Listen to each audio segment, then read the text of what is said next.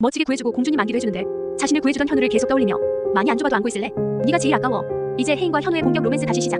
3회 결혼 3년차 갑자기 남편을 보고 설레. 혜인이 변했다. 더 어려운 게 있어도 괜찮다고. 내가 같이 있을 거니까. 사냥게임 중 멧돼지가 달려드는 위험 상황에 혜인은 자신과 같이 있겠다 약속했던 4년 전 현우의 모습을 마지막으로 떠올린다. 그리고 그 상황에 거짓말처럼 현우가 등장해 혜인을 죽을 위기에서 구해냈다. 나 또 오버하는 건가? 지금은 비상 상황이니까 이 정도면 오바는 아니고 적당한 것 같아. 멋지게 구해주고 공주님 안기도 해주는데 이전 같으면 나를 세웠을 혜인이었지만 현우가 진심으로 자신을 걱정한다 오해 믿고 있는 지금은 현우의 호의를 그대로 다 받아줬다. 집이 아니라 어쩔 수 없는 상황에 정말 오랜만에 같은 방을 쓰게 된 부부.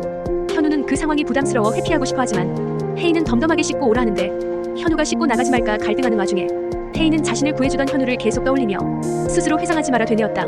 그리고 현우가 씻고 나오자 복근에 치여 안 보는 척 스리슬쩍 향하는 시선을 막지 못한다. 많이 안 좁아도 안고 있을래? 농담이야. 쫄긴 반쯤은 진심이 담긴 농담으로 현우를 섬찟 마이너스 쫄게 만들기도.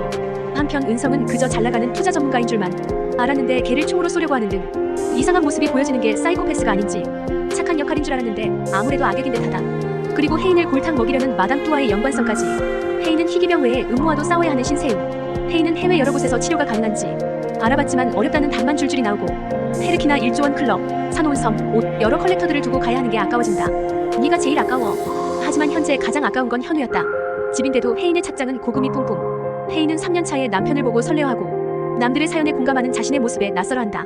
그래서 이상하다며 병원을 찾았는데 의사는 죽음을 앞둬 발생한 심리적 변화라 했다.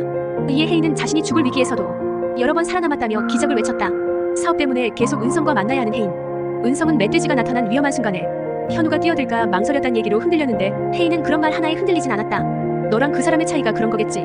어쨌든 그 순간에 너는 그 사람을 봤고 그 사람은 나를 바라보고 있었잖아. 나 이제 안 하던 거 위주로 하고 살 거야. 그리고 현우의 노력과 상관없이 폴인납 중인 혜인은 이전과 다른 모습을 보이기 시작한다. 안 하던 거의 그 첫 번째가 바로 없어져버린 현우와의 스킨십이었다. 눈물의 여왕은 1회부터 데이트 장면으로 키스신 대거 부리더니 3회에도 키스신 엔딩. 이제 혜인과 현우의 본격 로맨스 다시 시작이다. 이 영상이 즐거우셨다면 구독과 좋아요로 다음 소식을 놓치지 마세요.